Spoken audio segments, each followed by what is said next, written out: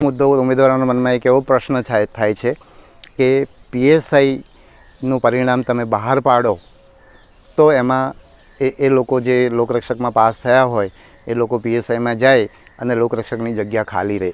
આ વખતે એમનું ઉમેદવારોનું જનરલી કહેવું છે કે 1000 જેવી જગ્યા, પણ એ પીએસઆઈની કારણ નહીં. પીએસઆઈની આ વખતે 1300ની આજુબાજુ જગ્યાઓ હતી, તો એટલી જગ્યાઓમાંથી લોકરક્ષકમાં પાસ થયા હું માનું છું 150-200 હશે, મને અત્યારે યાદ નથી આંકડો, પણ આ વખતની પીએસઆઈની આપણી જગ્યા બહુ ઓછી છે, એટલે 50 લોકો કે વધીને 100 લોકો આમાં પાસ થાય, એટલે એટલી જ જગ્યાઓ ખાલી રહે. એટલા માટે પ્રતીક્ષા યાદી કે બહુ જગ્યાઓ ખાલી રહી જશે એ વિચાર કરવાનો રહેતો નથી, અને એના કારણસર લોકરક્ષકની પરીક્ષાનો વિલંબ કરવાની જરૂર નથી.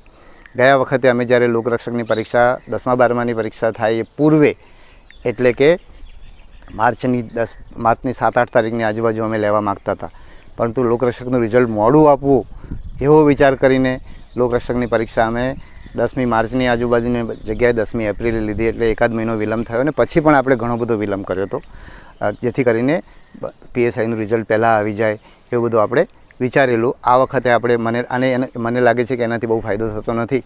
10,000 લોકો 3-4 મહિના સુધી એનું રિઝલ્ટની રાહ જોવે એના કરતાં 1000 જગ્યાઓ ખાલી રહીને આવતા વર્ષે ભરાય વધારે સારું છે.